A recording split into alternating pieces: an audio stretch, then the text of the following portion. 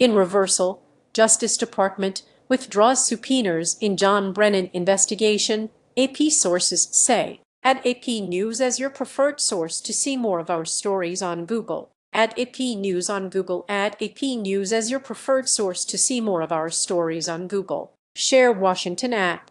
The Justice Department has withdrawn subpoenas issued in the investigation of former CIA Director John Brennan, with officials asking for voluntary interviews instead of testimony before a grand jury, two people familiar with the matter said Tuesday. A small handful of subpoenas were known to have been issued over the weekend for witnesses to appear before a grand jury in Washington, but investigators on Monday evening informed lawyers that the subpoenas were being withdrawn in favor of requests for voluntary interviews, said the people, who spoke on condition of anonymity to the Associated Press to discuss developments in an ongoing investigation. The reason for the reversal in course was not immediately known.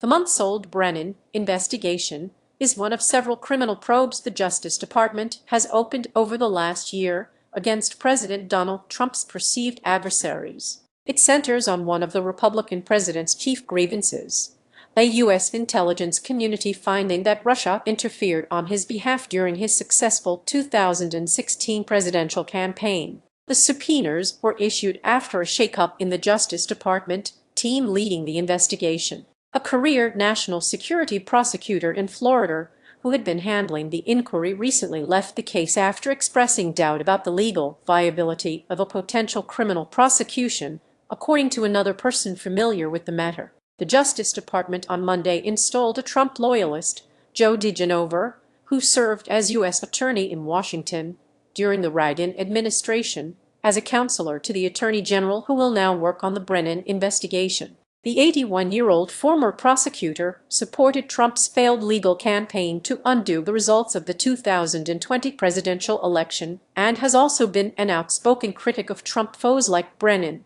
saying in a television interview years ago that the former CIA director was at the head of a conspiracy to falsely link Trump to Russia. Read more. An unrelated news conference on Tuesday.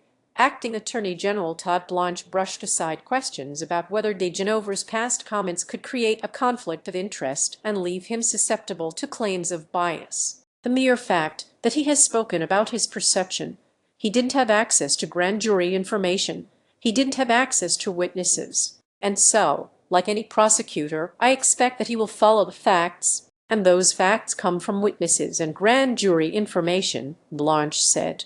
Brennan served as CIA director under President Barack Obama and was in that role when the intelligence community in January 2017 published an assessment detailing Russian interference aimed at helping Trump defeat Democratic nominee Hillary Clinton in 2016. An investigation led by special counsel Robert Mueller concluded that Russia meddled on Trump's behalf and that his campaign welcomed the assistance, but it did not find sufficient evidence to prove a criminal conspiracy. The Justice Department last year received a criminal referral from Rep. Jim Jordan, the Republican chairman of the House Judiciary Committee, alleging that Brennan made false statements in 2023 about the preparation of the intelligence community assessment. Brennan and his lawyers have vigorously denied any wrongdoing and have called the investigation politically motivated. The investigation has been led by prosecutors in Florida, with investigators lining up interviews and issuing subpoenas for records. The latest subpoenas sought grand jury testimony in Washington,